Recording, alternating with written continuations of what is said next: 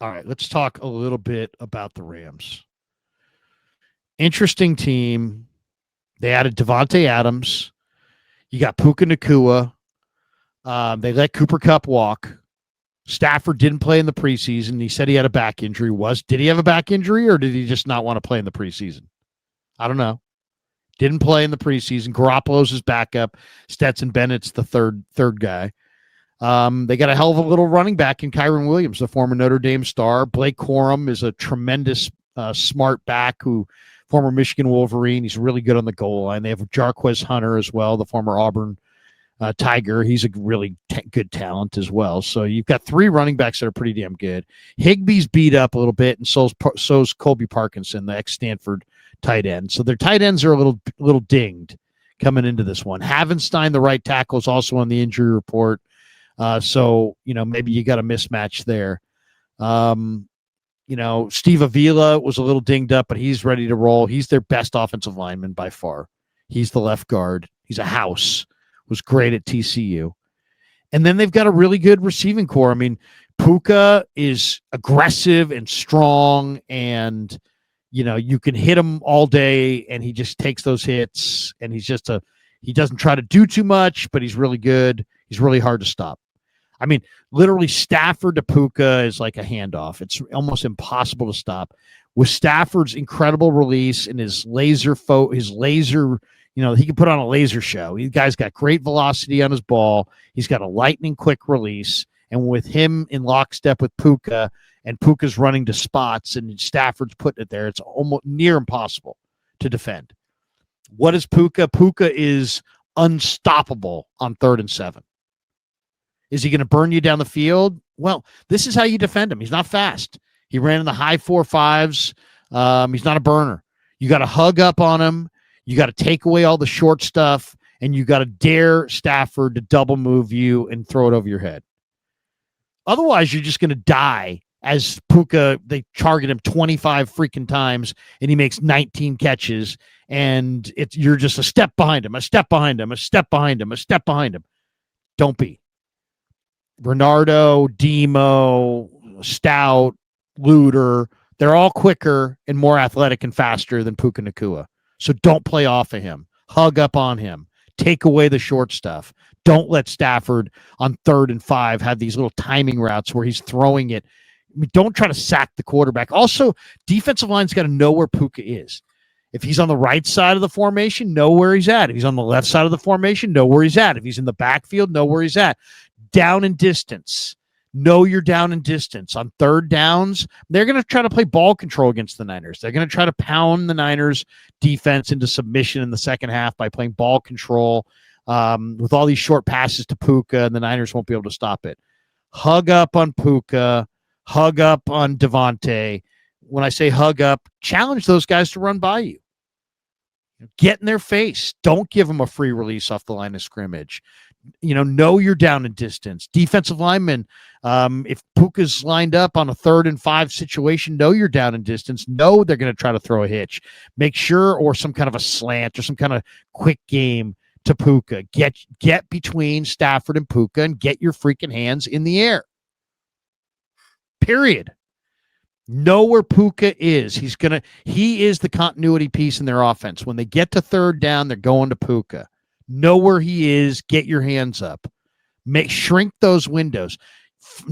Figure out the windows that Stafford is going to throw it to Puka, and get your hands in those windows. And for the DBs, no more soft coverage. I was going to puke watching Brian Thomas catch those 5 and 8 yard outs. He caught 5 of them against soft coverage all day. Do not give that away. They'll do that to you all day.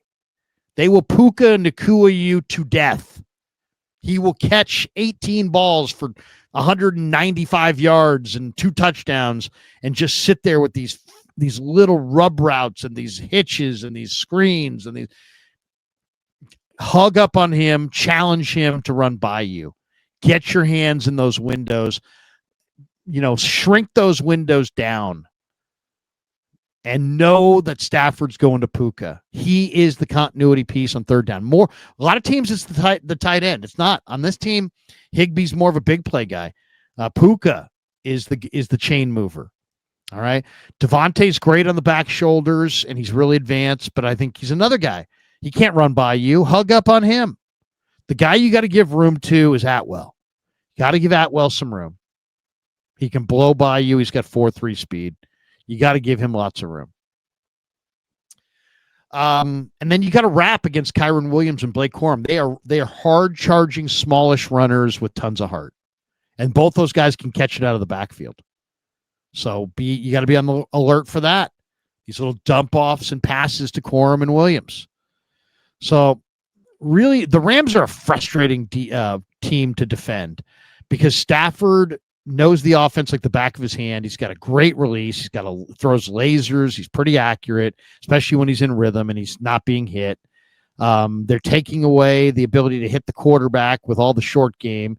They're going to get rid of it all day, every day to Puka, and they'll just use little pitch and catch like running it, like a running attack.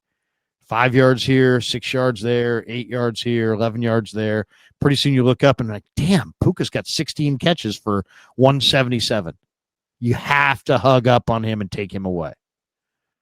All right, let's flip the card, talk about the defense, because the defense is really interesting. The Rams defense is a great first-team defense that's paper thin. Chris Shula, Don Shula's grandson, is the coordinator. It's a really interesting defense. They added Poona Ford from the Chargers, the former Texas Longhorn. I asked Kyle about him today. I said, what do they look like with Poona? And he's like, he just gives them another guy up front that makes their rotation a little deeper. Poona is a occupier. I mean, this guy is very, very strong against the run. He's as wide as he is tall. He takes away the A gaps. So you can't really run inside. Any team that has Poona Ford, you can't run inside against, whether it's Texas, the Chargers, now it's the Rams. He was in Seattle for a while. I've always loved Poona. He's a really good defensive player, and he stretches out your line. And on this line, it really works. Now the Rams have a 3-4 front, right? So they show you a 5-man surface on every play. So you got your 3 down guys, right? You got Poona on the nose, and then you got Kobe Turner and Braden Fisk. Now those guys are good pass rushers in their own right. Fisk was a 2nd-round pick out of Florida State. Kobe Turner was a 3rd-round pick the year prior. Those guys can get after it inside. So that you gotta make sure that you don't give those tackles or those 5 technique ends a chance to knife in and get your quarterback.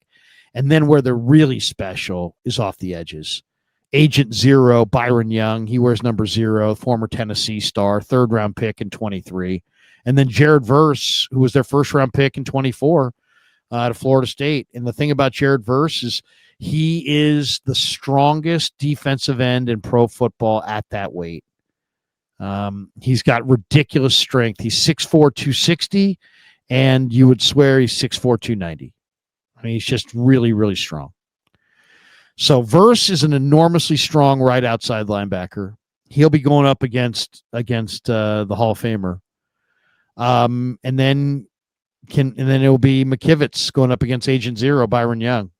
So now they don't have great depth. Nick Hampton, Josiah Stewart was their 3rd-round pick this year.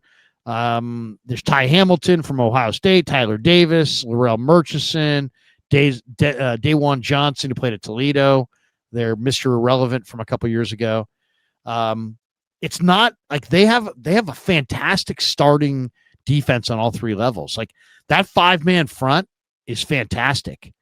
I mean, that is a outstanding front. You got a dominant nose.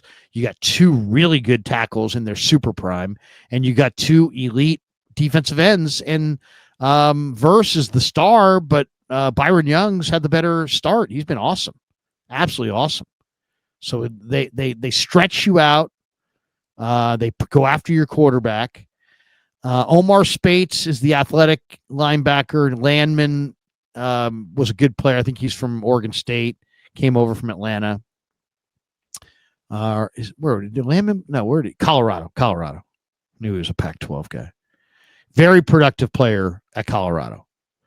But he's not a great mover. And I think Landman is a guy that the Niners could maybe isolate in space and make the conflict defender and try to get maybe Christian against Landman if they could.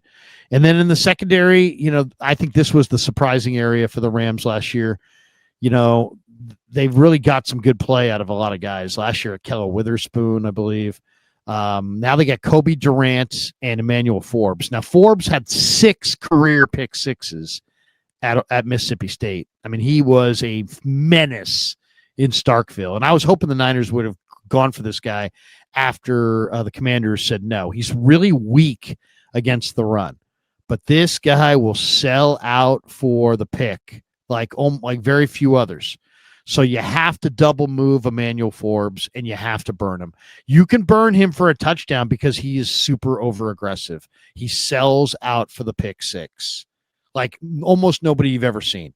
And also you can run at him because he's a stick figure. He's got absolutely no strength at all. He's one of the weakest players in the entire league. What's his game? His game is he's got a ridiculous break on the ball. So if you throw some lollipop to the sideline, Forbes is going to cheat. He's going to jump it. He's going to take it to the house. And that could happen in this game.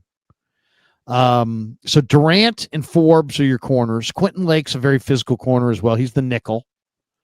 And then Cam Kitchens, the former Hurricanes at the free safety spot, Cam Curl, who played at Arkansas, and he's very physical. He's the strong safety, and he's a thumper. He's a big-time thumper.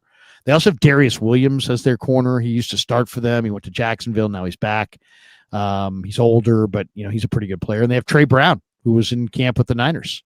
He's also in this secondary. So, as I said, Kitchens is a little dinged up. He's not 100%.